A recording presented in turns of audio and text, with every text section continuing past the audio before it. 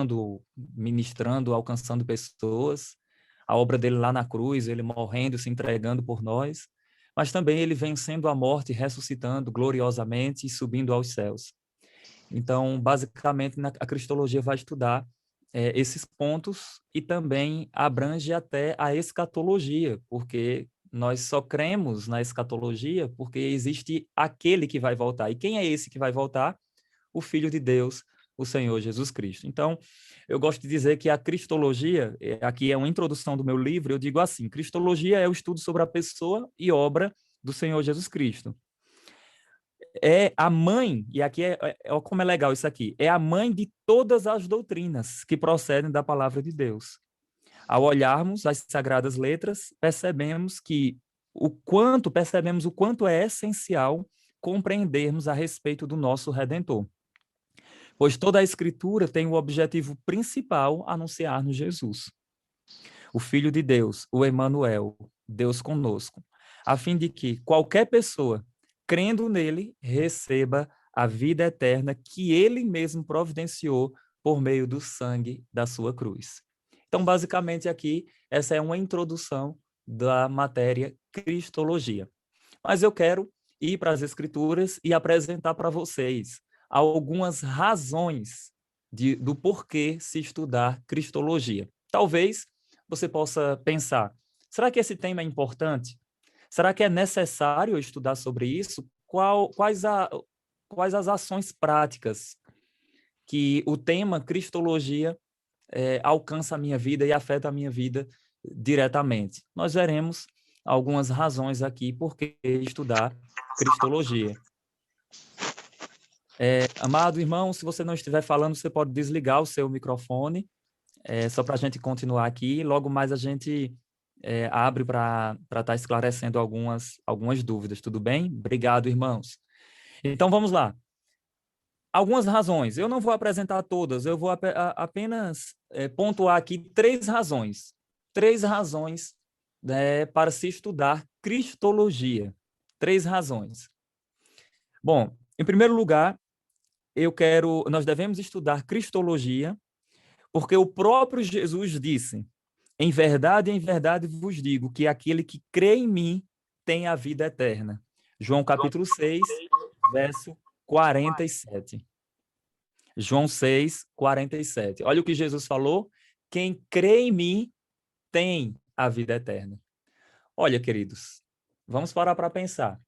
Se o fato de nós acreditarmos em Jesus já garante a vida eterna, logo é de extrema importância nós estudarmos acerca desse Redentor, desse glorioso Redentor, porque é nele que nós temos a vida eterna, é nele que nós temos a salvação. Essa é uma primeira razão que eu acredito que afeta a vida de todos nós.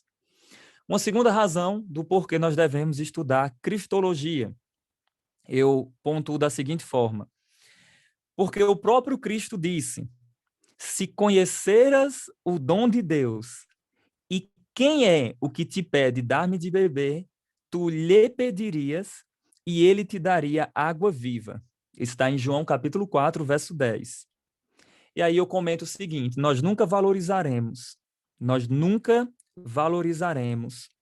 a nossa redenção se não aprendermos quem é o glorioso Redentor. Então, amados irmãos, nós precisamos estudar Cristologia. Por quê? Porque nós precisamos conhecer quem Jesus é, conforme ele mesmo disse assim: se você soubesse, falando para a mulher ali samaritana, né, ele disse assim: se você soubesse quem é o que fala contigo, você pediria e ele te daria uma água que iria saciar a sede do seu interior. Nunca mais você teria sede. E essa água ia brotar, ia jorrar para a vida eterna. Então, olha, gente, isso é maravilhoso demais. Eu acho isso aqui espetacular.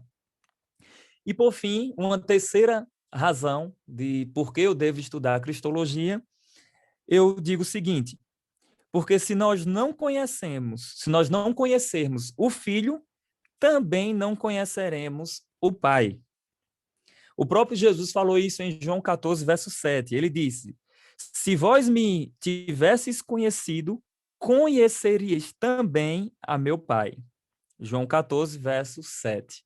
Ou seja, quanto mais nós conhecemos Jesus, mais nós conhecemos o Pai. Por quê? Porque um dos propósitos da encarnação do Verbo foi revelar o Pai. Um dos propósitos, existem vários, mas um dos propósitos foi revelar o Pai. A própria palavra nos diz, João capítulo 1, verso 18, que Deus não foi visto por ninguém. Deus jamais foi visto por ninguém. Mas o Filho unigênito que está no seio do Pai, esse é quem o revelou. Então, Jesus é a revelação, preste atenção nisso aqui, Jesus é a revelação suprema de Deus. Então, olhando para Jesus, eu descubro quem Deus é. Eu gosto da fala de um teólogo, que ele diz assim, que Jesus pôs uma face em Deus, uma face humana em Deus. Olhando para Jesus, nós vemos Deus e nós conhecemos mais sobre o nosso glorioso Redentor. Então, aqui essas são algumas razões, existem outras, né? Porque em Jesus Cristo ele é o fundamento, Paulo vai falar sobre isso, ele é o fundamento e todos que construírem devem construir com esse entendimento que Jesus é o fundamento. O conhecimento de Jesus é sublime, Filipenses 3 vai dizer, Paulo vai falar sobre isso, que ele deixou tudo, considerou tudo como esterco, por causa da sublimidade do conhecimento de Cristo Jesus. Queridos, isso é maravilhoso, isso é espetacular, conhecer o nosso glorioso Redentor. Então, essas são algumas razões, né, do porquê nós devemos conhecer o Senhor Jesus Cristo. Eu quero aqui ainda pontuar uma razão prática também, além dessas que eu falei, mas talvez alguém possa pensar, tudo bem, Saulo, eu entendi que conhecendo Jesus é nele que eu tenho a vida eterna, é em Jesus que eu conheço também o Pai.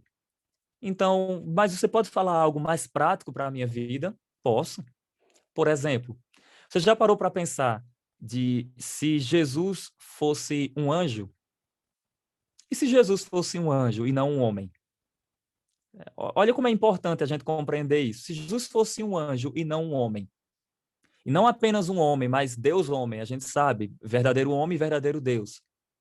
Mas para pensar, se Jesus fosse um anjo, quais as implicações práticas nós teríamos quanto a isso? Eu vou apresentar aqui para vocês, pelo menos duas. Em primeiro lugar, se Jesus fosse um anjo, ele não poderia ser o substituto perfeito.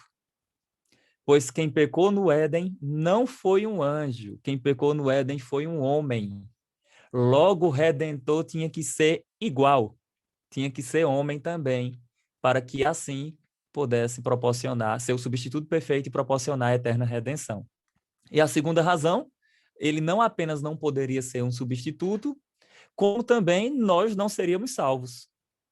Porque na história da igreja, um dos pais da igreja disse assim, que aquilo que ele não assumiu, ele não redimiu, ele não curou. Ou seja, se Jesus não assumiu a nossa total humanidade, nós não somos totalmente salvos. Se Jesus era 10% homem, nós somos 10% salvos. Se Jesus era 50% homem, nós somos 50% salvos. Agora, se ele era verdadeiramente homem, plenamente homem, 100% homem, nós somos 100% salvos. Por quê? Porque o nosso Redentor, o nosso Salvador, era igual a nós, com exceção do pecado. Então, Hebreus capítulo 2 vai dizer isso, que era necessário que ele fosse igual aos filhos, aos descendentes de Abraão. E é interessante que lá vai citar esse mesmo exemplo, que ele não se tornou igual a anjos, mas ele se tornou igual à descendência de Abraão. Então, isso é maravilhoso demais. Essa é uma razão que afeta muito as nossas vidas. Está vendo aí como é importante a gente compreender quem Jesus é? Isso aí a gente já desmonta alguns ensinos errados de pessoas falando que Jesus é um anjo. Não quer dizer que Jesus não possa ter aparecido no Antigo Testamento em forma angelical. Isso aí é um outro estudo chamado, quando a gente vai estudar sobre a cristofania, né? Aparições de Cristo no Antigo Testamento em formas angelicais e até figuras também. Mas não é esse o ponto nesse exato momento. O que eu quero falar é que Jesus não poderia ser um anjo, porque senão isso comprometeria o plano da redenção. Olha como é importante isso. Tudo bem, vamos avançar aqui um pouco mais.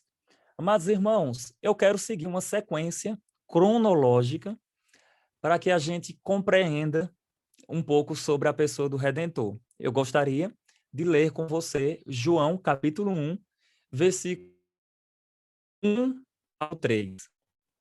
João, capítulo 1, versículo 1 ao 3. Eu vou pedir, se possível, a participação de vocês. Eu gostaria que o irmão Diego, ele pudesse estar lendo esse texto para a gente. Pode ser? O irmão tira do mudo e lê João, capítulo 1, do verso 1 ao 3. João 1, do verso 1 ao 3. Diz assim: No princípio era o Verbo, e o Verbo estava com Deus, e o Verbo era Deus. Ele estava no princípio com Deus. Todas as coisas foram feitas por intermédio dele, e sem ele, nada do que foi feito se fez. Glória a Deus. Que passagem maravilhosa, queridos. Que texto espetacular. Observe algo aí nesse texto que eu quero comentar aqui. João começa iniciando assim, ele inicia o seu evangelho dizendo: no princípio era o verbo, o logos, a palavra. No princípio era a palavra. No princípio era o verbo. E João foi muito feliz em utilizar essa fala, ele utilizou propositalmente. Num contexto grego, havia um filósofo chamado Heráclito de Éfeso, e ele é conhecido como o pai da doutrina do Logos. Eu tenho uma citação de Heráclito aqui, em que ele dizia assim: o Logos é uma inteligência divina que governa todas as coisas.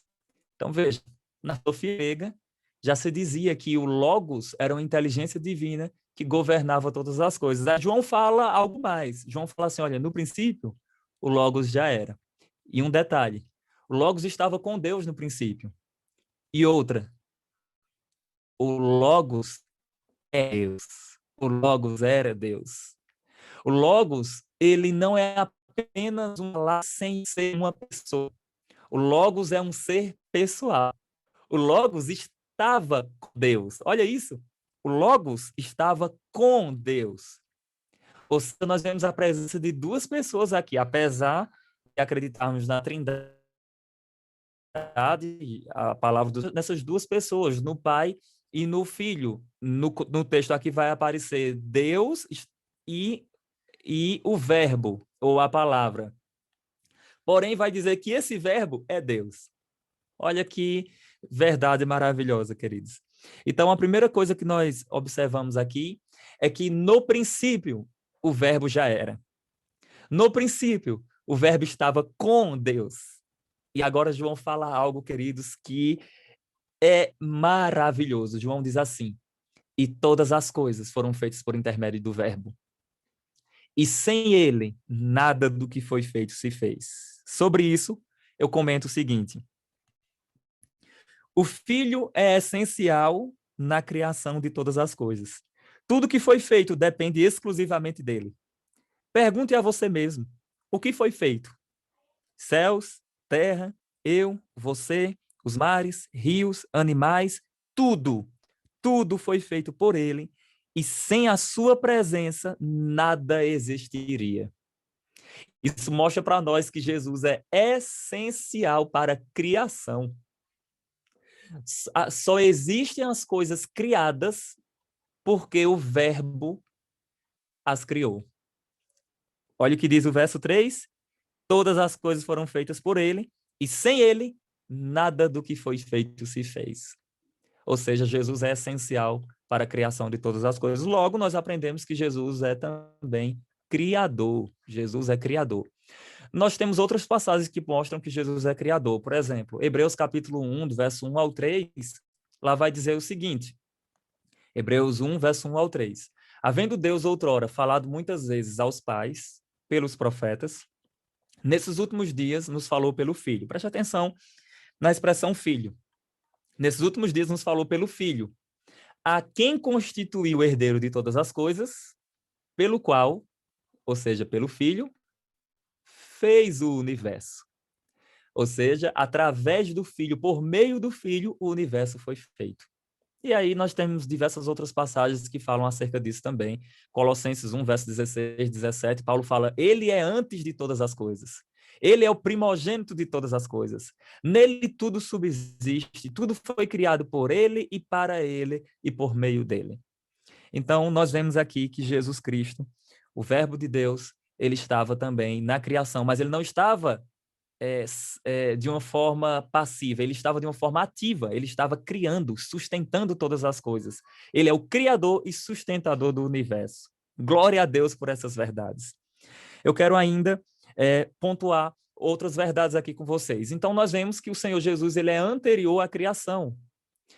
Saulo, Jesus teve um início? Não, ele é Deus, assim como o Pai e como o Espírito Santo.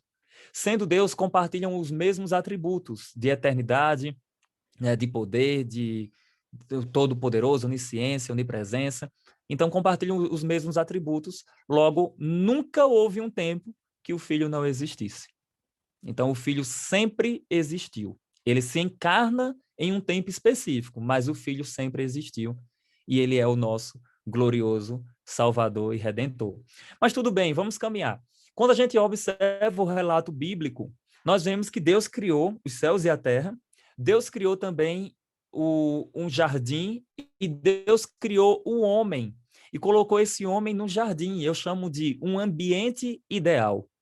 Deus colocou o homem no jardim e Deus compartilhou com o homem uma lei. Vocês vão perceber o porquê é importante eu citar isso agora para vocês, porque senão nós não iremos entender a realidade do nosso glorioso Redentor, se nós não compreendermos essas verdades aqui.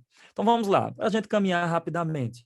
O Senhor cria o ambiente ideal, cria o jardim do Éden, coloca o homem no jardim do Éden, e para a gente caminhar, o homem foi criado à imagem e semelhança de Deus, o homem e a sua mulher, né, eles estavam ali no jardim, eu não vou entrar nos detalhes agora, mas eu só quero mostrar para vocês algo, que Deus cria o homem e Deus dá uma lei. E aqui eu quero comentar isso com vocês, porque muitas pessoas pensam que não havia lei no Éden. E as pessoas falam isso por simplesmente observarem que a lei de Moisés vem depois. Então as pessoas falam, então não havia lei no Éden. Não, isso não é verdade. Veja bem. Havia lei no Éden. O que não havia era a lei de Moisés, mas havia uma lei. E eu, Saulo, denomino de a lei do Éden. E como é que nós provamos isso? Nós provamos isso em Gênesis capítulo 2, verso 16. Lá em Gênesis 2, 16, lá é dito o seguinte, Deus falou, né? De toda árvore do jardim poderás comer livremente, mas da árvore que está no meio do jardim, disse Deus, dela vocês não podem comer, porque no dia que comerdes, certamente vocês irão morrer. Agora, note que não é um princípio de lei. Veja, tem um legislador, disse Deus, de toda árvore do jardim poderás comer livremente. Note que tem direitos, note que tem deveres, e observe que existe a punição caso haja a desobediência. Então, o que é isso se não um princípio de lei? Então, eu falo que existia sim uma lei que eu chamo de a lei do Éden. Nós sabemos que o homem morreu justamente por desobedecer essa lei. A palavra do Senhor vai dizer, o próprio Jó vai dizer assim, que se eu fizer como Adão, encobrindo as minhas transgressões. Uma outra passagem vai falar lá em Oséias que Adão ele transgrediu a aliança. Então, existem algumas passagens que vão falar acerca disso também. No Novo Testamento, nós encontramos citações acerca dessa, não com esse nome, com essa lei do Éden, mas uma desobediência. Isso é fato, porque se tem desobediência, havia regras, havia princípios. Então, Deus estabelece princípios e o homem desobedece. E a queda é tão queridos, ela afeta a criação. Isso aqui é importante a gente entender. Porque quando Adão caiu, ele não caiu sozinho. Quando Adão caiu, todos nós estávamos de alguma forma em Adão, porque ele representava toda a humanidade. Era Adão e Eva, os que existiam.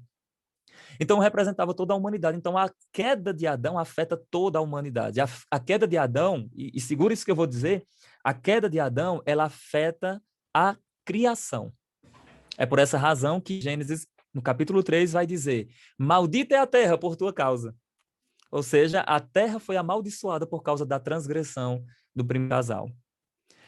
Houveram alguns rompimentos, e aqui eu vou caminhar rapidamente. Houve o primeiro rompimento com a queda de Adão e Eva. Rompimento da comunhão com Deus. A palavra do Senhor vai dizer que quando eles desobedecem, os olhos são abertos, e o Senhor, quando vai ter com Adão, Adão se esconde da presença do Senhor, ouviu a voz dele, tinha medo e se escondeu por entre as árvores. E o Senhor fala: Adão, onde você está? E Adão diz: Senhor, porque eu estava nu, e vi que caminhavas no jardim, e ouvindo a tua voz, tive medo e me escondi. Veja, houve um rompimento no relacionamento de Adão com o seu Criador, por causa do pecado. Queridos, o pecado traz rompimentos. O pecado quebra os relacionamentos. Um outro rompimento. Houve um rompimento de Adão com ele mesmo. Então, não havia mais aquela confiança, aquela autoconfiança, aquela segurança, não. Ele agora estava com medo, com complexo de inferioridade. Houve um rompimento de Adão com o seu semelhante. A culpa é da mulher. Consequentemente, a culpa é de Deus. Então, Adão agora começou a lançar a culpa para a mulher. Senhor, a mulher que me deste, me deu desse fruto e eu comi. Depois você vai ver que existe um rompimento de Adão com a criação. Pois você vai notar que, a partir desse momento, você vai observar que o Senhor vai dizer assim: olha, abrolhos do suor do teu trabalho, né? Por meio do seu trabalho, por meio do esforço, do suor do teu rosto, você vai tirar o teu sustento. A terra ela vai trazer abrolhos, a terra vai trazer tudo isso, e a palavra do Senhor vai dizer, queridos, que os animais teriam pavor do homem, medo do homem. Então, houve uma quebra em todas as esferas, com Deus, com o seu semelhante, consigo mesmo, com a criação. Mas no meio da queda, e isso aqui, queridos, eu gosto de dizer, quem me conhece sabe que eu sou um vaso magro, né? Então, eu gosto de dizer que isso arrepia até os ossos. E deixa eu só falar para vocês. No meio da queda, num contexto de transgressão e desobediência, Deus manifesta a sua maravilhosa graça, dizendo em Gênesis 3,15, que virá o descendente da mulher. E esse descendente da mulher, ele vai pisar na cabeça da serpente. E a serpente vai ferir o seu calcanhar. Então, nós temos aqui algo que é chamado em teologia de proto-evangelho, ou primeiro evangelho. Ou seja, a primeira anunciação, a primeira promessa que nós temos de um redentor, o filho da mulher, o descendente da mulher, o nosso glorioso, nós sabemos hoje que é o nosso glorioso Jesus Cristo. Então, todo o Antigo Testamento, queridos, todo o Antigo Testamento nós encontraremos setas apontando que virá o Salvador, que virá aquele que há de redimir os homens dos seus pecados. Na plenitude dos tempos, Gálatas 4:4, diz a Bíblia, que na plenitude dos tempos, Deus enviou o seu Filho, nascido de mulher, nascido debaixo da lei.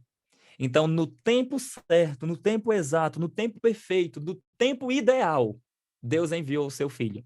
Quando eu ensino a matéria História da Igreja Cristã, essa é uma matéria que eu gosto de ensinar também, quando eu ensino sobre a história da Igreja Cristã, eu gosto de dizer que Jesus ele veio no tempo perfeito. Por que isso? Porque Jesus não poderia ter vindo nos nossos dias, porque ele veio no tempo ideal. Eu explico da seguinte forma. Deus trabalhou, queridos, o nosso Deus é soberano. Deus trabalhou na história para que os povos e os impérios contribuíssem para o cenário do nascimento do seu filho aqui na Terra. Quando nós estudamos sobre os gregos, nós vemos que os gregos contribuíram com a língua, né? A língua grega. O Império Romano adotou o grego como língua oficial, olha isso, como a língua do Império, era conhecido como o inglês dos nossos dias. Os romanos contribuíram com a expansão territorial, com o seu exército, e também os judeus contribuíram com a esperança messiânica. Como assim a esperança messiânica? Porque as escrituras, no contexto do Antigo Testamento, apontavam para um momento que um Messias Salvador viria. Então, note se Deus não estava trabalhando na história. Veja, observe. você tem uma língua universal, você tem estradas que dão acesso a você anunciar algo, e você tem uma mensagem. Qual é a mensagem? Deus enviou seu filho, nascido de mulher, nascido debaixo da lei. E ele morreu e ressuscitou para nos dar vida e vida em abundância. Então, Jesus nasceu aqui na Terra no momento ideal. Por isso que eu chamo que é a plenitude dos tempos, conforme Gálatas 4:4 vai nos informar. Então, isso é maravilhoso, queridos. Desde o Antigo Testamento, nós temos passagens falando acerca do Senhor Jesus Cristo. Para vocês terem uma ideia, o próprio Moisés, lá em Deuteronômio, ele disse assim: o Senhor levantará um profeta semelhante a mim, a ele vocês devem ouvir. No Novo Testamento, Lucas, lá em Atos dos Apóstolos, Lucas vai citar, né, a fala de Pedro e ele vai dizer que ali era uma referência ao Senhor Jesus Cristo. Em Gênesis, ainda, eu já citei, mas em Gênesis 3:15 vai dizer que viria o descendente da mulher. Deus faz uma aliança com Abraão depois e fala sobre a descendência de Abraão e o descendente. E Paulo vai dizer depois que referia-se a Cristo. Nós vemos na aliança que Deus fez com Davi, Deus falando também que viria aquele que era a raiz de Jessé, a raiz de Davi. Em diversas passagens, Jesus estava sendo anunciado. Daniel, capítulo 9, falou: o Messias chegará. Daniel, capítulo 9, na sua profecia das 70 semanas. Zacarias falou que o Messias também, ele entraria em Jerusalém sentado em jumentinho. Zacarias 9:9. Alegra-te, ó Sião, exulta Jerusalém. O teu rei, manso e humilde, vem sentado em um jumentinho. O profeta Miqueias falou que ele viria de Belém. E ele viria dali da descendência de Davi, mas os seus dias eram dos dias da eternidade. Isso mostrando aí a sua divindade e a sua humanidade. Todos os profetas, queridos, nos Salmos falavam acerca dele, nos Salmos falavam sobre o sacrifício dele. O profeta Isaías brada em um determinado momento e diz assim: eis que a virgem conceberá e dará à luz a um filho. E ele será chamado de maravilhoso conselheiro, Deus forte, Pai da eternidade e príncipe da paz. Diversas passagens falavam do Messias, que seria o servo sofredor, mas também o rei e o Senhor absoluto. Então, queridos, é esse o contexto que nós podemos entender acerca da cristologia, e agora eu quero caminhar para a encarnação do Verbo. Bom, eu já apresentei para vocês, mas não custa lembrar que, com base no que eu já apresentei aqui, claramente o nosso Senhor Jesus Cristo ele é pré-existente. Ele é pré-existente, porque ele estava na criação, ele é o Criador. Isso é importante a gente compreender. Inclusive, Charles Harry, ele fala que uma maneira de você estruturar a cristologia é começar ensinando sobre a pré-existência de Cristo. Então, se ele não é pré-existente, a encarnação não faz sentido. Então, para a gente entender a encarnação, é necessário que ele seja pré-existente, porque só se encarna se já existia antes. Então, esse é um conceito bem interessante. Eu, Saulo, apresento aqui algumas verdades acerca da pré-existência. Eu digo o seguinte: por pré-existência, deve-se entender que se refere à existência de Deus, o Filho, antes da encarnação e da criação de todas as coisas. Muitas pessoas pensam que o Redentor passou a existir a partir do seu nascimento por meio da Virgem Maria em Belém. No entanto, a palavra de Deus nos garante a eterna existência do Verbo. Ou seja, Jesus, ele é pré-existente e ele é eterno. Eu vou apenas citar uma passagem aqui. Existem diversas outras passagens, queridos, mas eu quero citar apenas uma passagem aqui que já nos dá uma garantia acerca disso e que nos ensina de uma forma gloriosa. Está aqui em Hebreus, se vocês quiserem abrir, eu estou com a Bíblia aqui no celular também. Aqui em Hebreus, é um texto que, para mim, eu considero assim essencial. Hebreus capítulo 13, versículo 8. Hebreus 13, 8, é dito o seguinte, ó. Hebreus 13, 8. Jesus Cristo é o mesmo ontem e hoje e eternamente. Então, esse versículo mostra, número 1, que Jesus não muda, a imutabilidade do Redentor. Esse texto mostra que ele é o mesmo, ele não muda.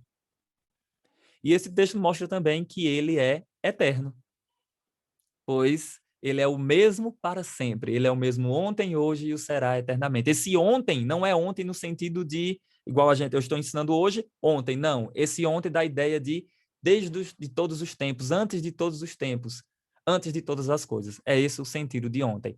A palavra do Senhor fala que ele é o alfa e o ômega.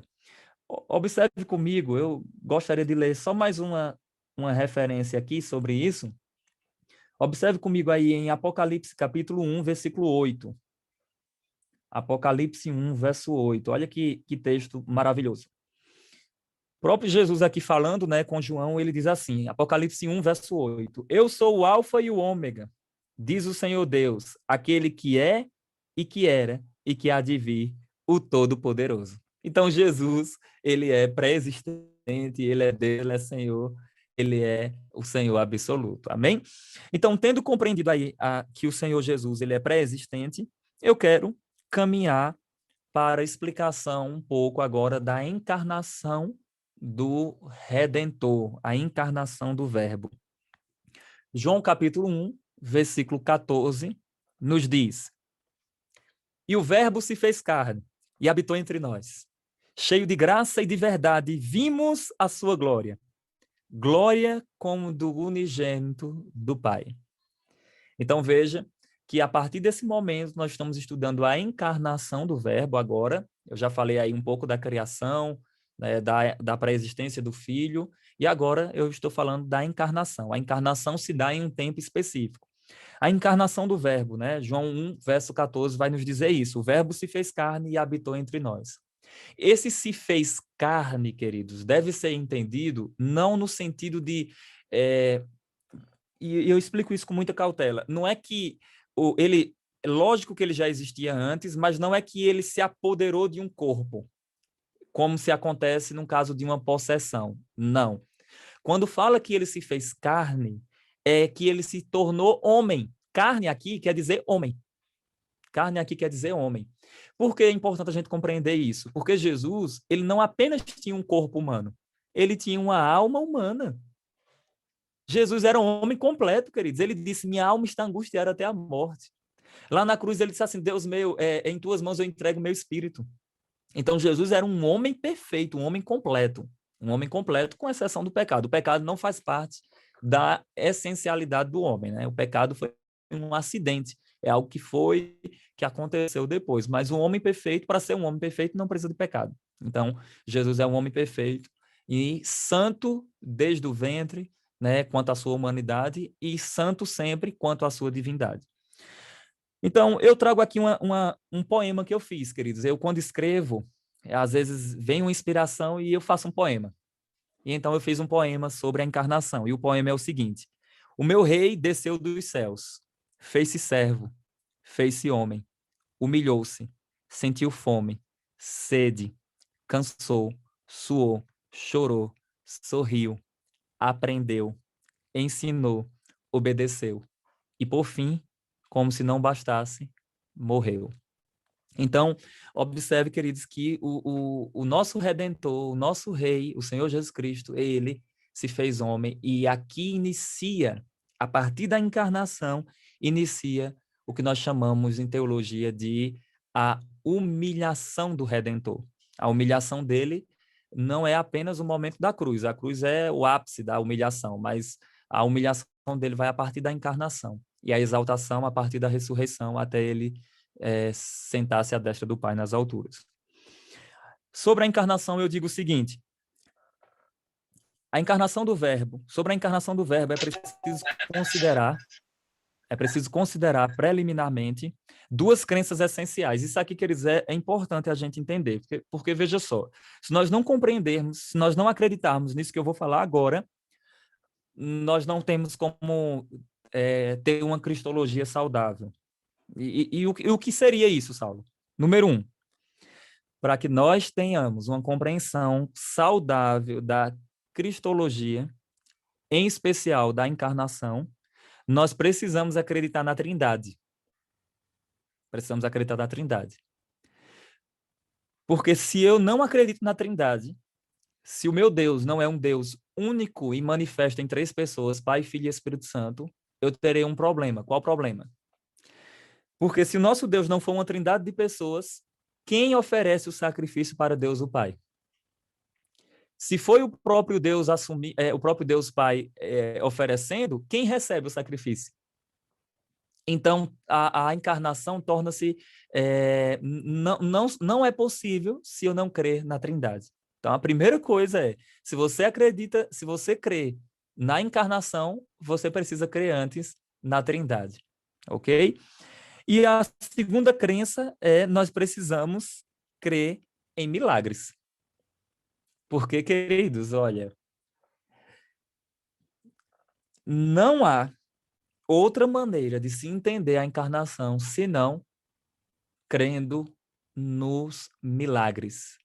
Porque a própria encarnação é um milagre.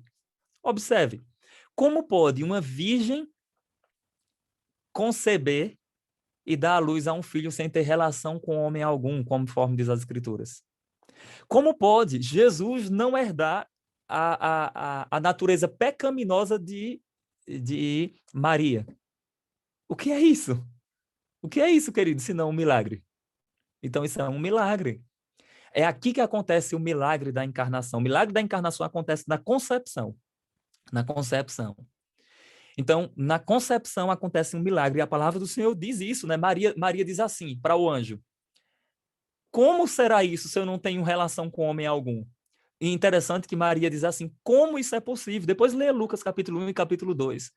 Como isso é possível? O anjo fala: o poder do Altíssimo te envolverá. E você ficará grávida do Espírito Santo, e o Altíssimo com a sua sombra te sustentará, te envolverá. Porque o ente santo que será gerado em você, ele será chamado de Filho de Deus. Então, nós devemos nos aproximar, queridos, da doutrina da encarnação com essas duas crenças. Eu creio na Trindade e eu creio em milagres. Eu creio em milagres, porque só pode ser um milagre, queridos, a encarnação. Não há outra explicação. E agora vamos caminhar aqui. Eu falo o seguinte sobre a encarnação. Eu quero caminhar aqui com vocês alguns minutinhos. Eu não vou me demorar muito. Veja só. A encarnação do Verbo de Deus é o maior milagre de todos os tempos. O maior acontecimento da história. Maior até do que a criação dos céus e da terra.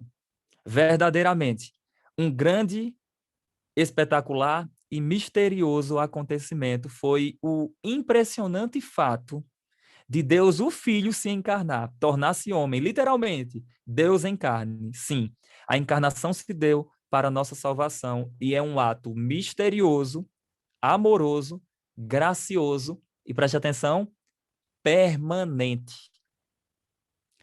O Redentor se encarnou para nunca mais deixar de ser homem. Ele é homem para sempre e, logicamente, Deus para sempre. Saulo, lá nos céus, agora Jesus continua sendo homem? Sim. Paulo fala em Timóteo que ele é um intercessor, né? Ele é o nosso intercessor, nosso mediador, e Paulo fala, Jesus Cristo, homem, enfatizando aí que ele continua sendo homem. Então, assim como ele não deixou de ser Deus ao se fazer homem, ele não deixou de ser homem ao subir aos céus. Então, ele continua sendo homem. Ele é Deus sempre e homem a partir da encarnação. Amém? E aí vai continuar para sempre. Olha, queridos, isso é maravilhoso, queridos, porque isso mostra o amor de Deus para conosco.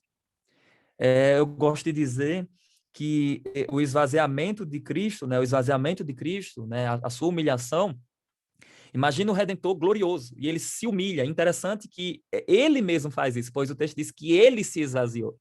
Então, ele se humilha, se torna um embrião. E então ele vai nascer. Depois você vai ver o nascimento de Cristo, e aí todos os contextos. Jesus vai sofrer, Jesus vai ser humilhado. Né? Jesus vai nascer em uma família pobre, queridos. Jesus nasce em uma família pobre. O sacrifício que é oferecido por ele ali é o sacrifício de uma família pobre, segundo a lei. Olha isso. Logicamente que no ministério de Jesus, ele tinha o auxílio de muitas mulheres que auxiliava ele com as suas finanças, com as suas fazendas. A palavra do Senhor fala sobre isso, ele tinha um tesoureiro e tudo isso, mas Jesus não era um milionário, não ficava esbanjando nada disso aí não, que o propósito dele não era esse, o propósito dele era ser o glorioso Redentor e Salvador. Então, essas são algumas considerações sobre a encarnação. Bom, alguém pode perguntar, Saulo, fala aí um pouco sobre...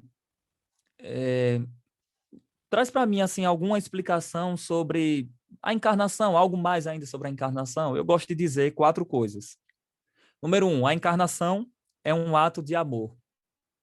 Número 2, a encarnação é uma obra graciosa. Número 3, a encarnação é um grande mistério. E número 4, a encarnação é uma ação permanente. Bom, explicando aqui a primeira, a encarnação é um ato de amor. Olha o que diz a palavra do Senhor lá em 1 João capítulo 4, versículo 9 e 10. Eu vou ler só para a gente ganhar tempo. Diz assim, 1 João 4, verso 9 e 10. Nisto foi manifesto o amor de Deus. Preste atenção como foi manifesto o amor de Deus para conosco. Por esta causa, Deus enviou, olha aí, Deus enviou seu Filho unigênito ao mundo para que pudéssemos viver através dele, por meio dele. Verso 10. Nisto está o amor. Não que nós tenhamos amado a Deus, mas que ele nos amou e enviou seu Filho para ser a propiciação pelos nossos pecados. Então, veja que a encarnação é um ato de amor. João 3,16 vai dizer isso, né? Deus amou o mundo de tal maneira que deu seu Filho unigênito. Então, a encarnação é um ato de amor.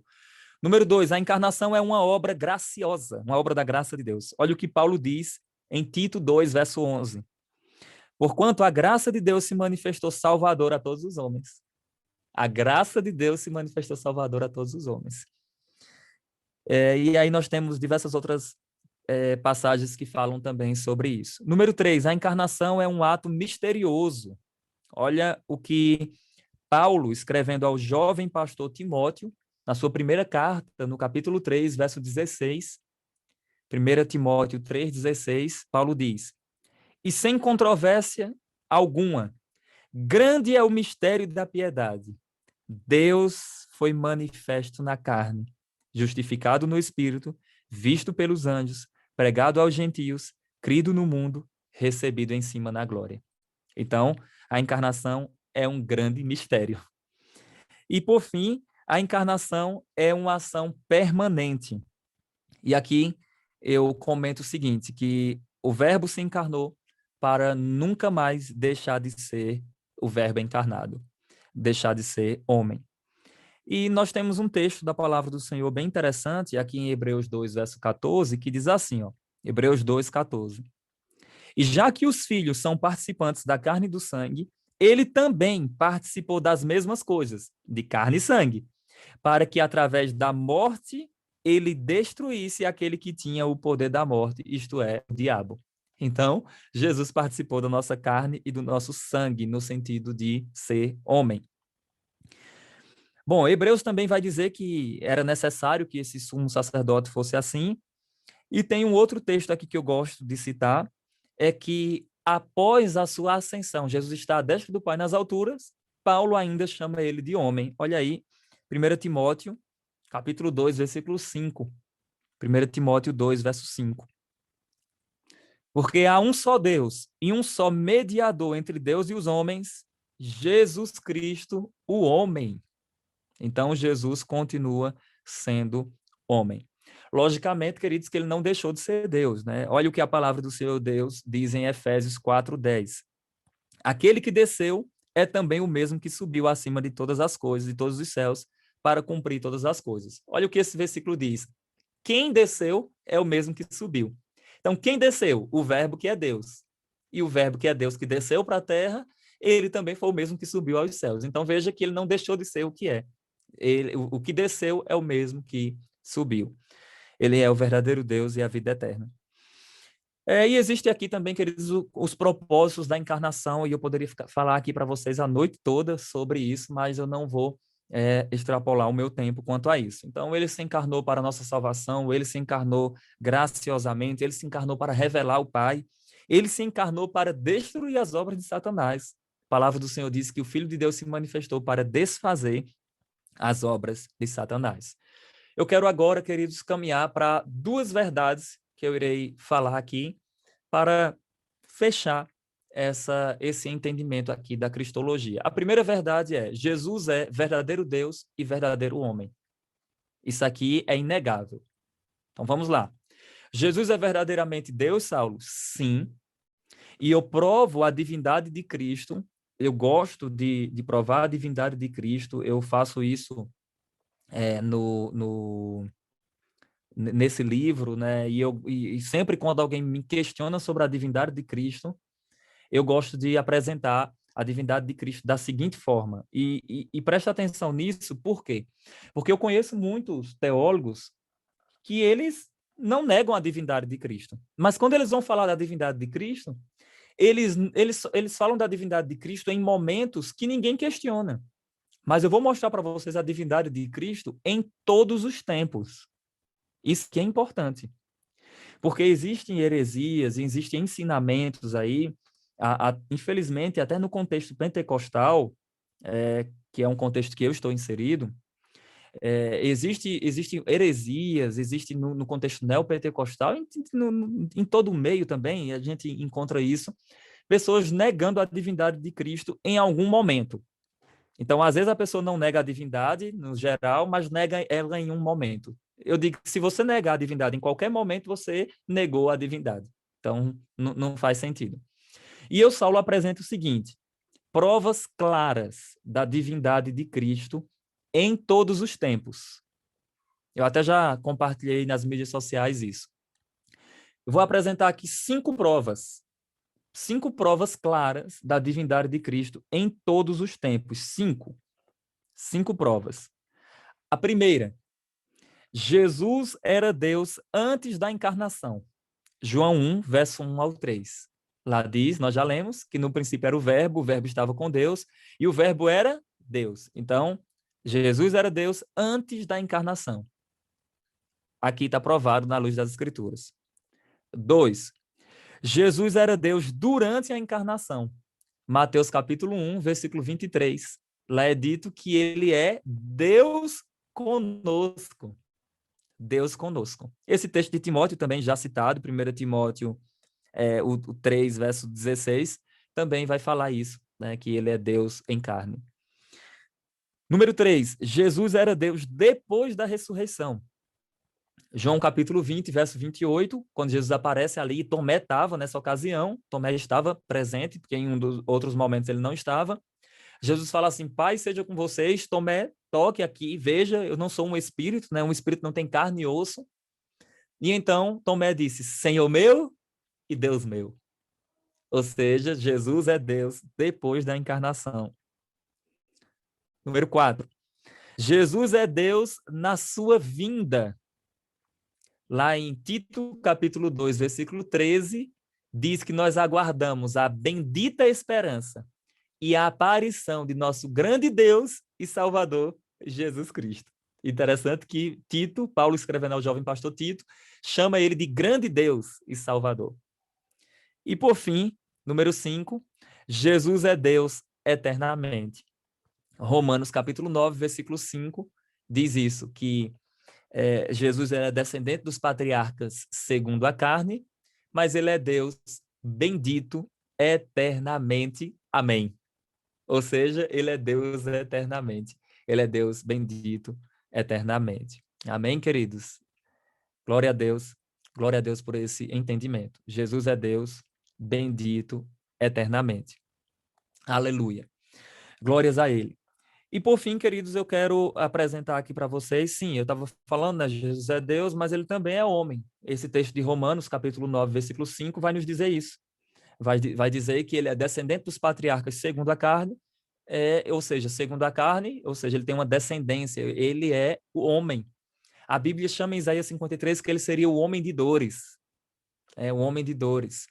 Nós já lemos, Paulo fala que ele continua sendo homem, ele como mediador. Para ser o sumo sacerdote, supremo sacerdote, é necessário que ele seja homem para se compadecer das nossas fraquezas. Então, Jesus, ele é homem. E a segunda e última verdade que eu gostaria de compartilhar com vocês refere-se à obra de Cristo. Então, eu quero explicar para vocês que a obra de Cristo, a gente pode dividir a obra de Cristo, né, a trajetória dele como no seu ministério. O ministério de milagres de Cristo, ele opera milagres que dão prova de que ele é o Cristo, de que ele é o Messias, mas também nós podemos falar da obra dele não só nessa questão de fazer milagres, mas a obra dele lá na cruz, como substituto perfeito, com a expiação. A palavra do Senhor diz em 2 Coríntios capítulo 5, versículo 10, diz o seguinte, 2 Coríntios 5, verso 10.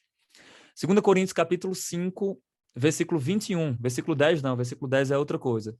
2 Coríntios 5, 21, diz assim, aquele que não conheceu o pecado, Deus o fez pecado por nós, para que nele fôssemos feitos justiça de Deus.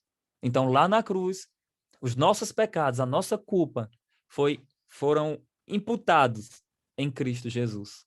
Ele nunca pecou, queridos. Dolo algum achou-se em sua boca, diz as Escrituras. Ele é o cordeiro manso, humilde, sem pecado. Ele não pecou em momento algum. Mas ele assumiu os nossos pecados, ele levou as nossas transgressões. A Bíblia fala que ele morreu pelos nossos pecados e ele ressuscitou para a nossa justificação. Então, lá na cruz, o substituto perfeito, estava lá. E eu pontuo aqui os sofrimentos de Cristo na cruz da seguinte forma. Número 1, ele sofreu por parte dos judeus. 2, ele sofreu por parte dos gentios. 3, ele sofreu por parte de Deus, o Pai. Ele experimentou a ira dos gentios, a ira dos judeus e a ira de Deus, o Pai, por causa das nossas transgressões. Isaías 53 vai dizer que o Senhor se agradou quando ele fosse moído, agradou moê-lo, fazendo enfermar. Olha isso. Quando der ele a sua alma em resgate. Então, queridos, olha, esse sofrimento de Cristo foi tão grande que ele chegou a dizer, Deus meu, por que me desamparastes? O que eu gosto de dizer não é que o Senhor havia desamparado ele no sentido de não auxiliar o filho, não é isso, porque já existiam profecias que o Senhor estaria presente com o filho. Mas é como se Deus tivesse duas faces. Eu gosto de dar esse exemplo. A face da misericórdia e a face da ira. Então é como se Deus tivesse virado a face da ira para o filho. E então, Deus, como sendo justo, era necessário que o pecado fosse punido por causa da sua justiça. E então os nossos pecados, as nossas transgressões foram punidos em Cristo Jesus. Jesus, ele experimentou os horrores das angústias da morte na cruz somente. Diz a Bíblia que pelo sangue da sua cruz, ele nos libertou dos nossos pecados, cancelou o escrito de dívida que era contra nós. E ele despojou os principados e potestades, triunfando deles na cruz. Lá na cruz, Jesus falou, está consumado. Ou seja, nada mais precisa ser feito em local algum. Ou seja, o que era para ser feito, já está feito. O sacrifício de Cristo foi para Deus o Pai, porque o nosso problema era com Deus. Nós estávamos distantes dele. E o Redentor, sendo homem, nos representa. Sendo Deus, nos salva. Eu gosto de dizer que era necessário que o Redentor tivesse duas naturezas, pelas seguintes razões. Número 1, era necessário que ele fosse Deus para satisfazer as exigências de Deus. E era necessário que ele fosse homem para satisfazer as necessidades humanas. Então, o Redentor era divino, é divino e humano. E aí eu finalizo dizendo que ele não ficou na morte. Ao terceiro dia, rompendo os grilhões da morte, o nosso Redentor ressuscitou. Ele ressuscitou gloriosamente. Ele ressuscitou poderosamente. Ele ressuscitou definitivamente. O apóstolo Paulo diz, Romanos 6, verso 9. Havendo Cristo ressuscitado dentre os mortos, já não morre mais. A morte já não tem domínio sobre ele. Ele ressuscitou com um corpo de glória. O nosso Redentor ressuscitou poderosamente. E então, após a sua ressurreição, ele vai até ao Pai. E ele faz o quê? Ele vai até o Pai fazer o quê? Hebreus fala que era necessário que, pelo seu sangue, através do seu sacrifício, ele penetrasse os céus por todos os homens. E então Jesus vai até o Pai, depois ele desce e aparece durante 40 dias, e então existe a sua ascensão. Olha aí, preste atenção nisso que eu estou dizendo. Eu estou afirmando que após a ressurreição, Jesus foi 2 vezes para o Pai. E isso não pode ser uma novidade para nós, por mais que a gente aprenda muitas vezes em teologia que ele só foi uma vez. Às vezes os teólogos às vezes falam isso e esquecem desse outro momento. Mas a palavra do Senhor diz que quando ele ressuscita, que Maria vai tentar tocar nele, prender ele. Ele diz assim, não me detenha, porque eu ainda não fui para o Pai. Subo agora para meu Deus, vosso Deus. E avisa a Pedro.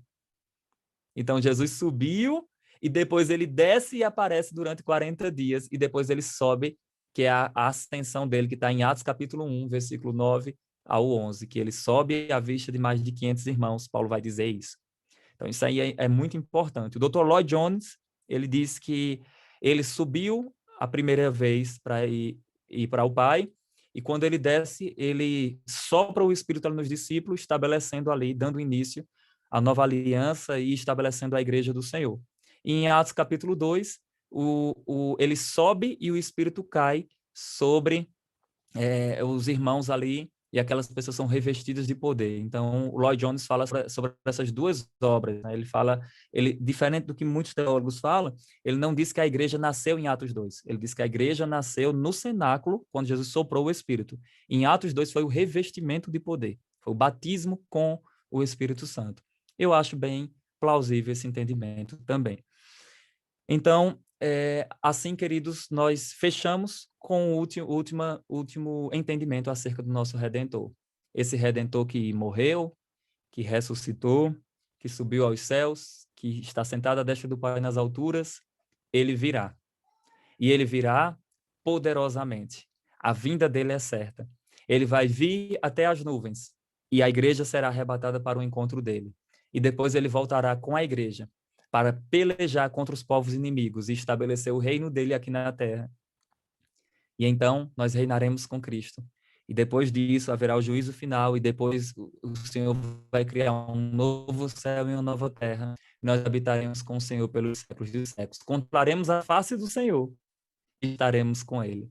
A Bíblia fala, Apocalipse 22, do verso 1 ao 5, isso, nós contemplaremos a face do Senhor. Então nós veremos ao nosso Rei. Então, queridos, eu espero que eu tenha esclarecido essas verdades acerca da pessoa do nosso Redentor, Jesus Cristo. Eu estou disponível para esclarecer e responder perguntas, caso eu saiba. E eu procurei aqui trazer uma visão panorâmica da cristologia, sem poder me aprofundar em muitos detalhes, até por questão de tempo mesmo. Amém? Glória a Deus. Irmão Diego. Amém. Glória a Deus. Tá ouvindo? Tá meio travando? Que bênção. Aqui tá ótimo. Que bênção. Que aula abençoada sobre cristologia. Quanta coisa, né? Igual você falou, né? A gente poderia passar o dia inteiro aqui. É verdade, eu fiz... Pode falar. Verdade. É um panorama mesmo, mas, de fato, cristologia, se a gente for estudar, a gente vai estudar cada parte dessa, seria horas, né? Horas e horas para a gente meditar. A gente vê aqui bastante coisa a respeito do, do Cristo pré-existente, o Cristo nos profetas, a encarnação de Cristo, as duas naturezas de Cristo, a obra de Cristo, a encarnação de Cristo e o Cristo que virá, né? Eu acho muito interessante isso. E agora eu vou abrir aqui para questão de perguntas e respostas dentro do assunto, e eu já preparei uma aqui e já quero passar já para o pastor Saulo já com relação a isso. Sim, é aquela básica de Filipenses, quando o apóstolo Paulo vai falar sobre, vai exortar sobre o amor fraternal e a humildade nesse capítulo, ele vai usar Cristo como exemplo. E ele vai falar que Cristo se esvaziou. Em Colossenses, vai falar que residia nele toda a plenitude, né? A deidade residia completamente em Cristo. A pergunta é, pastor Saulo, em Filipenses 2:7, né? Antes, a si mesmo se esvaziou. Do que Cristo se esvaziou? Ok, excelente pergunta. Essa é uma pergunta que na teologia é estudado sobre a kenosis de Cristo, né? Que é o esvaziamento de Cristo. Kenosis é o termo grego para esvaziar. Então, a kenosis de Cristo. Então, do que ele se esvaziou? Por causa desse termo, queridos, olha como isso é interessante, aí entra a história da igreja. Por causa desse termo, houveram concílios, debates teológicos, né, entre Ário e Atanásio. Né? Ário era um herege que dizia que Jesus Cristo foi criado. Ele dizia que Jesus era um ser criado. Inclusive, existem hoje denominações, em especial uma delas, na verdade tem duas que defendem isso, que eles falam que Jesus Cristo é o primeiro ser a ser criado, a primeira criatura de Deus. Ário dizia assim, houve um tempo que o verbo não era. Só que a Bíblia fala que o verbo era. O verbo era antes de todas as coisas. Então, com base nisso, surgiram aí alguns entendimentos. Bom, a Bíblia diz que Jesus é Deus em carne. Como bem citado pelo irmão Diego, Paulo fala que habitava corporealmente nele toda a plenitude da divindade. Então, a primeira coisa que a gente tem que saber, ele não se esvaziou da sua divindade. Isso não pode ser. Até porque ele é imutável, ele é o mesmo ontem, hoje e será eternamente. Não tem como ele se esvaziar da sua divindade. Então, só pode ser de outra coisa que não seja a sua divindade. Então, as teorias acerca disso são as seguintes. Número 1, uns falam que ele se esvaziou da sua divindade, ele deixou de ser Deus 33 anos e depois ele volta a ser Deus na ressurreição. Então, esse entendimento é caracterizado como heresia.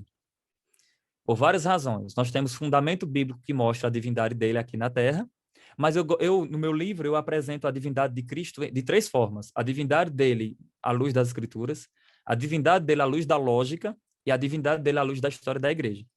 Então, a divindade de Cristo à luz das Escrituras. Deus conosco, Deus em carne. Então, nós temos diversas passagens. Só estou citando essa, mas tem outras, né? Outras passagens que falam sobre isso. A crença na divindade dele à luz da lógica. Veja, se Jesus não era Deus em carne, preste atenção nisso. Se Jesus não era Deus em carne, o sacrifício dele é finito. Porque se ele fosse só homem, o seu sacrifício era finito, porque um homem morre por um homem, e essa morte não tem poder salvífico. Mas se ele era divino e humano, o seu sacrifício alcança o finito e produz eterna redenção. Alcança o homem finito e produz eterna redenção. Então, outra lógica, se Jesus não era Deus em carne, todas as pessoas que adoraram ele cometeram idolatria, pois a Bíblia diz, somente a Deus adorarás. E preste atenção, os discípulos adoraram o Senhor Jesus Cristo. Os pastores, quando foram ver o Senhor Jesus Cristo, disseram assim, nós vimos a sua estrela e viemos a adorar. Então, Jesus foi adorado pelos pastores, pelos discípulos, até o endemoniado se prostrou e adorou. E aí tem muito crente hoje que não quer se prostrar diante de Jesus e adorar ele. Então, até o endemoniado reconheceu que Jesus é Deus. Meu Deus do céu, olha que coisa. Então, não tem como a gente negar. Né? Na história da igreja também defendeu aí a divindade de Cristo. O segundo entendimento diz que ele se esvaziou dos seus atributos. Então, esse segundo entendimento, o primeiro entendimento é uma heresia, né? Que diz que ele se esvaziou da sua divindade. Não faz sentido. Porque o texto diz, mesmo sendo Deus. Então, nós vamos entender. O segundo entendimento diz que ele se esvaziou dos seus atributos. E esse segundo entendimento, ele tem uma subdivisão. Uns falam que se esvaziou de todos os seus atributos, e outros falam que ele se esvaziou de alguns dos seus atributos. Então, vamos lá. O primeiro, os que falam que ele se esvaziou de todos os seus atributos, nós temos um problema. Por quê?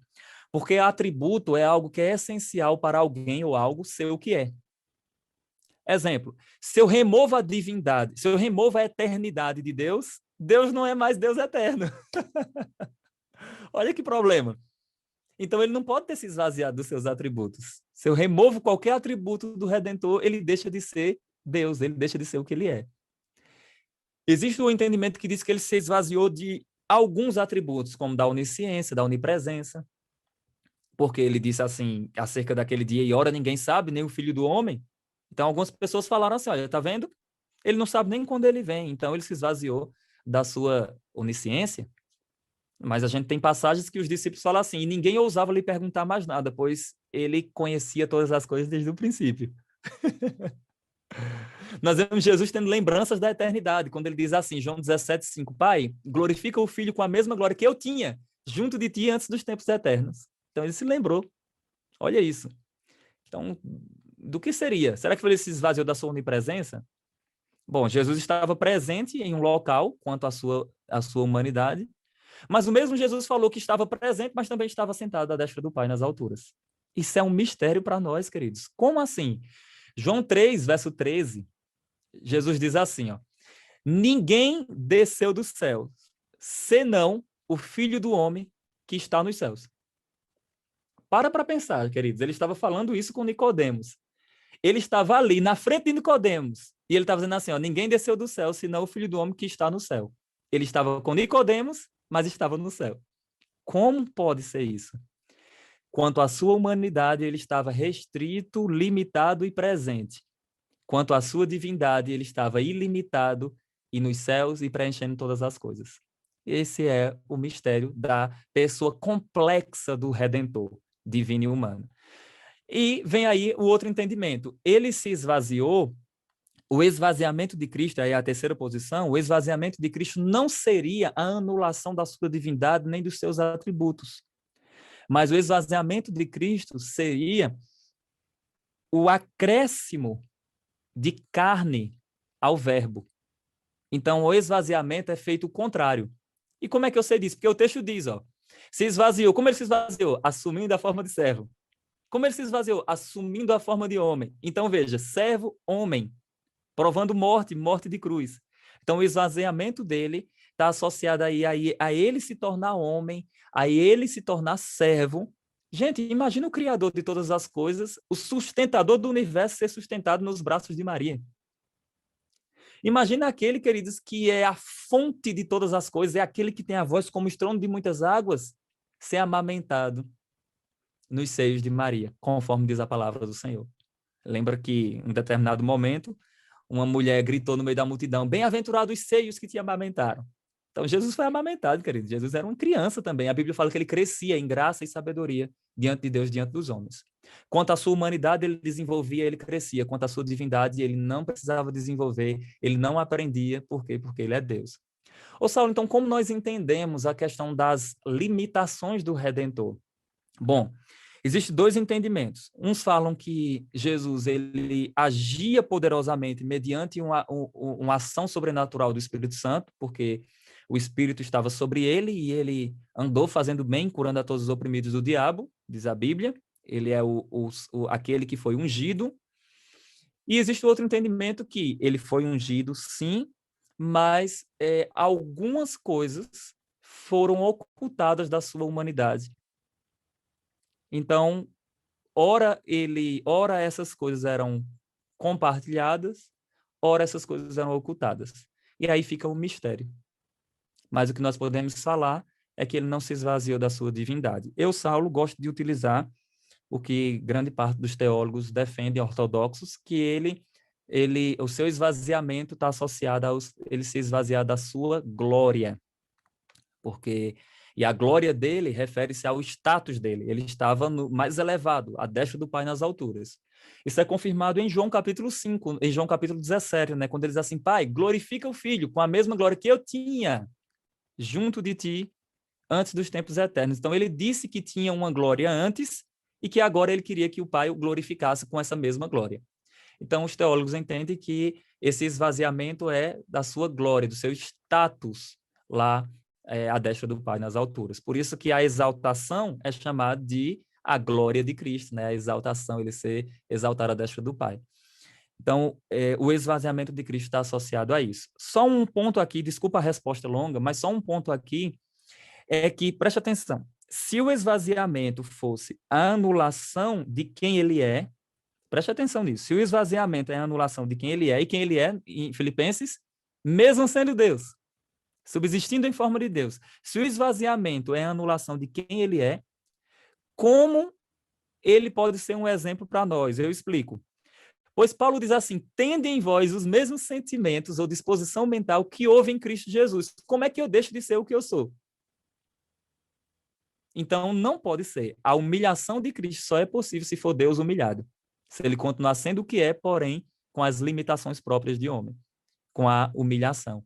Então, Observe, tende em vós o mesmo sentimento que houve em Cristo Jesus, mesmo sendo Deus, não julgou com usurpação ser igual a Deus. Ele não usurpou o direito de divindade, mesmo sendo.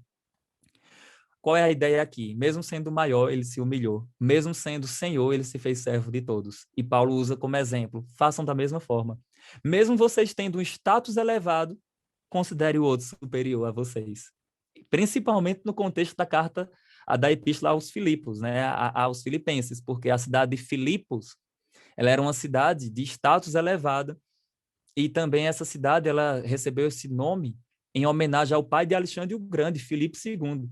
Então, essa cidade, as pessoas eram orgulhosas. Aí Paulo fala assim, olha, não sejam dessa forma. Considere o outro superior a você. Tenham o exemplo de Cristo. Então, é esse o sentido do esvaziamento de Cristo, e não a anulação da sua divindade. Desculpa a resposta longa. Não, tranquilo. E nem pode também ser a divindade, até porque nos evangelhos, não sei se o senhor concorda, a gente vê por vezes atributos da divindade sendo manifestos, né? A presciência, o todo poder me foi dado nos céus e na terra, né? Conhecendo o pensamento deles. Então a gente Ele mesmo vê se ressuscita, né? Ele diz assim, ó, eles. João 10, 17, né, ao 19, ele diz assim, minha vida ninguém a tira de mim, eu a dou e a trago de volta. Então a Né? gente vê esses atributos da divindade, né, ainda mesmo na vida humana encarnada de Cristo, né? Interessante a resposta. Alguém tem alguma pergunta aí sobre o assunto? Tem alguns minutinhos ainda para a gente encerrar. Alguém gostaria de fazer alguma pergunta sobre o assunto Cristologia, o que foi aplicado aí essa noite? O Marcos abriu o microfone. Não está saindo. Ainda não. Enquanto. Agora, saiu? Vai lá, prossegue. Vamos lá. É uma dúvida assim em questão, Pastor Sal, Jesus ele era sumo sacerdote, correto? Sim, sim. Assim como descendente de Arão, né? E a gente vê lá em João Batista, né, que também é descendente direto, que é um sumo sacerdote, ele tinha ele se vestia com pele de camelo e se alimentava de gafanhotos e mel silvestre. Ou seja, uma alimentação, uma vestimenta diferenciada, né? Jesus também, por ser sumo sacerdote, ele também teria tem algo na pessoa Jesus que não precisava dele usar também esses atributos também como sumo sacerdote? Ok, excelente pergunta, viu, irmão Marcos? Bênção demais. Então, a diferença do sacerdócio de Cristo e dos demais sacerdotes é que o dele segue uma ordem diferente. A ordem do sacerdócio de Cristo é segundo a ordem de Melquisedeque. Quando você lê Hebreus, ali capítulo 7, você vai ver isso, que a ordem dele é segundo, o sacerdócio dele é segundo a ordem de Melquisedeque. E quem era esse Melquisedeque? A Bíblia fala que era o sacerdote do Deus Altíssimo, sem pai, sem mãe, sem genealogia, sem princípio de dia, sem fim de existências. Então, olha aí, é um mistério mesmo. Então, a ordem dele é diferente. Quanto à questão das vestimentas, a gente não tem muita luz nas escrituras, né, sobre isso. A gente tem algumas coisas, por exemplo, a mulher tocando na orla dele, né, e isso está muito associado às vestimentas que os judeus utilizavam naquele contexto. Tem um texto lá no Antigo Testamento, em Êxodo, em Números, Êxodo e Números também vai falar sobre isso, que a, a roupa do sacerdote deveria ter algumas borlas na sua extremidade, que representaria a lei do Senhor. De forma que tocando naquela orla, estaria tocando na lei do Senhor, na palavra do Senhor. Provavelmente foi esse o entendimento que a mulher do fluxo de sangue teve quando tocou na orla da vestimenta do Senhor Jesus Cristo.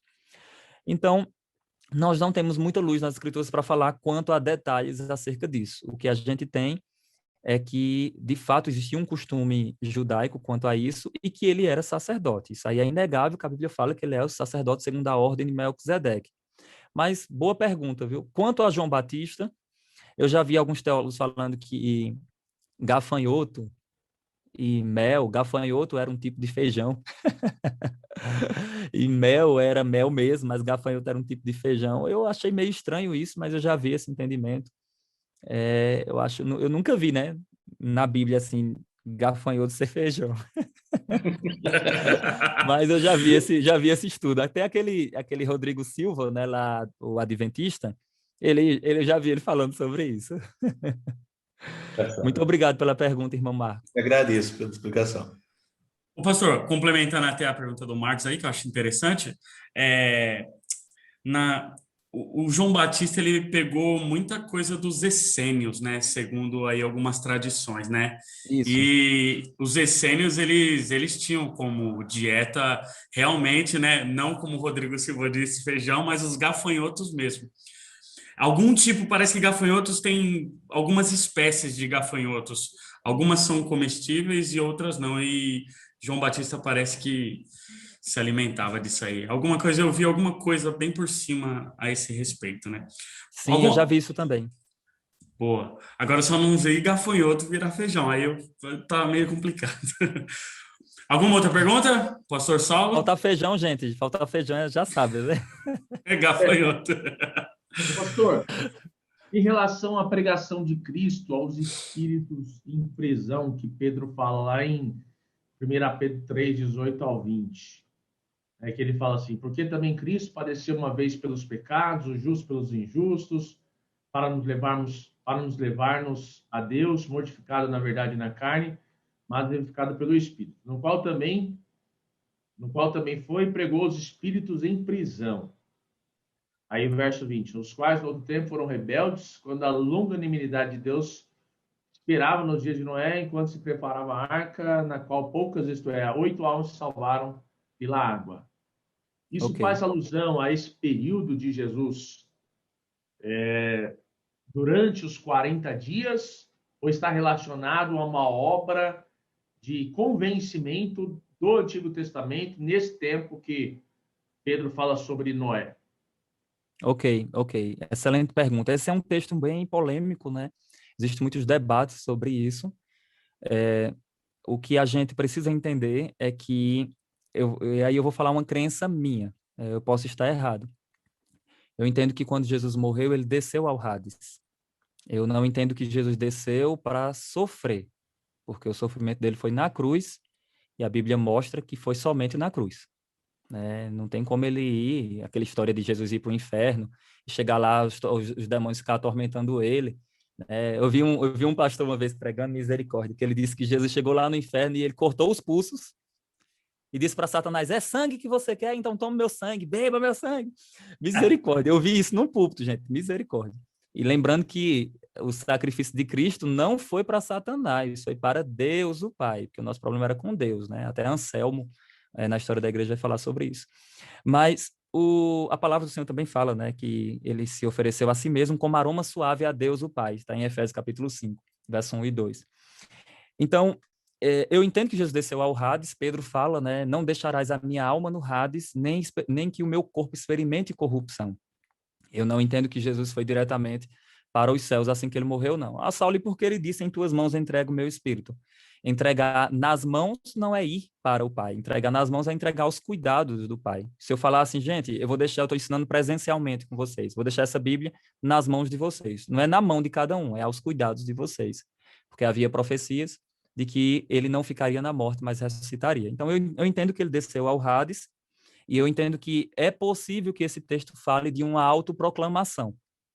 Não no sentido de dar uma segunda chance, mas é possível que seja uma autoproclamação, mostrando aí que ele era o Salvador, o Redentor.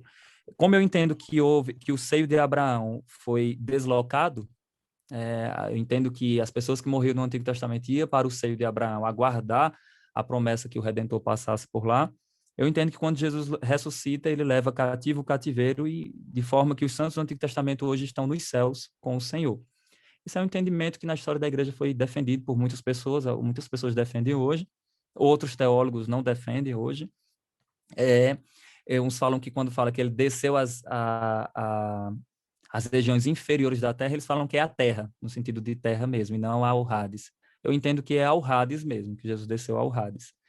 Mas, como eu falei, com essas cautelas, né? Não para sofrer espiritualmente, primeiro porque o texto diz que ele desce vivificado no espírito, então não fala que ele desceu lá para sofrer espiritualmente, nada disso não. Fala que ele desceu para fazer um tipo de proclamação. E outra coisa, a Bíblia não fala que existem demônios no inferno. A Bíblia fala que os demônios estão agindo aqui, nas regiões celestiais, Paulo fala, Efésios 6.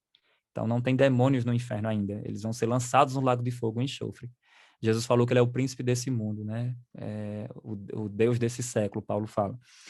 Então, tem esses entendimentos. Uns falam que Jesus pregou no sentido de, por meio da pregação de Noé, lá no Antigo Testamento. Fala que, quando fala que ele pregou por meio da pregação de Noé, que a Bíblia fala que o Espírito de Cristo que neles estava. A palavra do Senhor vai falar sobre isso. Então, fala que Jesus pregou nesse sentido.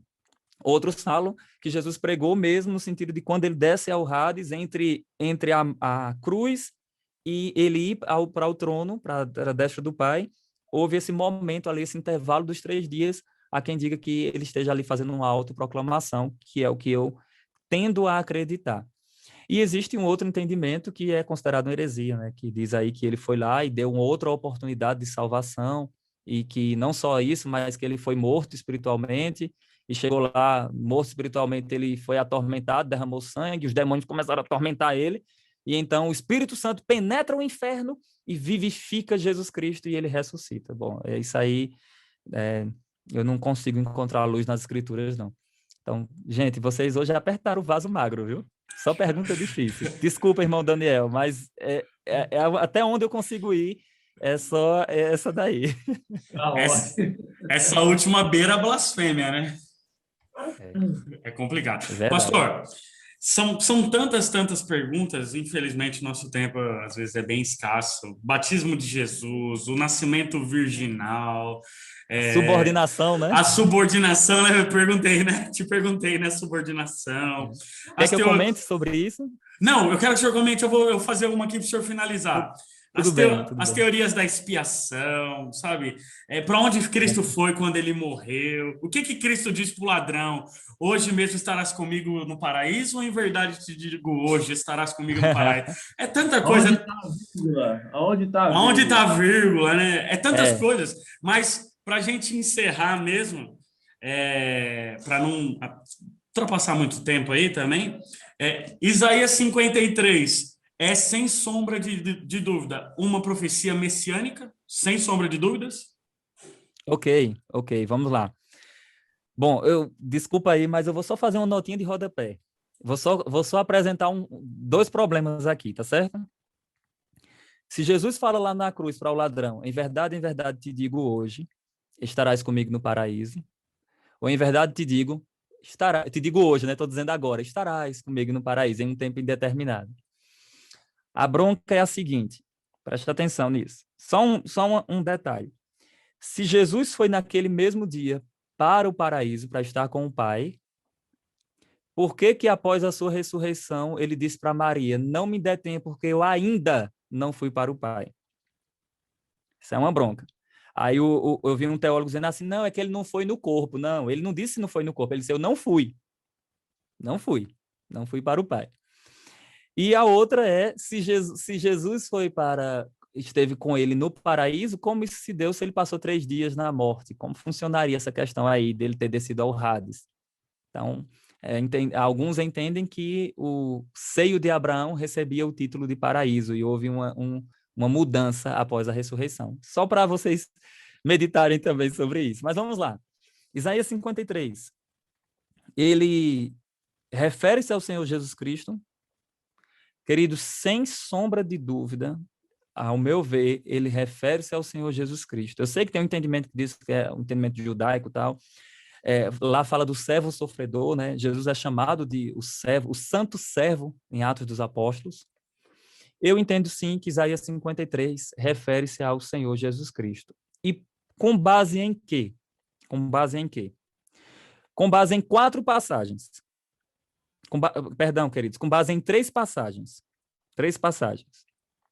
Em Mateus capítulo 8, versos 16 e 17, que lá utiliza o que é dito em Isaías 53, aplicando para Cristo. Mateus capítulo 8, versos 16 e 17, lá vai dizer assim, chegada a tarde, vou citar o texto. Trouxeram-lhe muitos endemoniados, e ele meramente com a palavra expeliu os espíritos e curou a todos os enfermos, para que se cumprisse o que fora dito por intermédio do profeta Isaías. Ele mesmo levará as nossas dores e as nossas enfermidades. Então, Mateus capítulo 8, versos 16 e 17. Outro texto está lá em 2 Pedro 2, verso 24, e lá vai dizer que ele foi morto sim na carne. Perdão, eu lembro o texto de Pedro.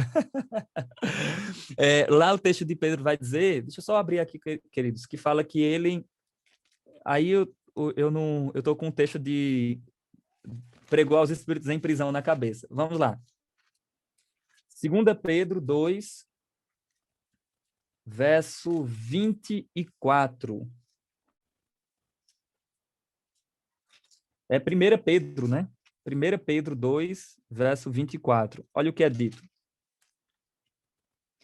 Diz assim, ó, carregando ele mesmo em seu corpo sobre o madeiro os nossos pecados, para que nós, mortos para os pecados, vivamos para a justiça. Por suas chagas, feridas, fostes sarados.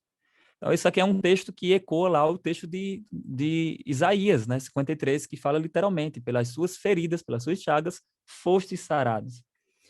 E o terceiro texto está em Atos capítulo 8. Para mim, esse aqui ele é mais claro.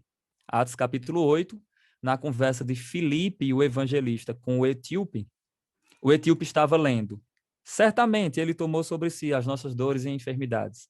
O castigo que nos traz a paz estava sobre ele, pelas suas pisaduras fomos sarados. E aí o etíope estava lendo Isaías 53.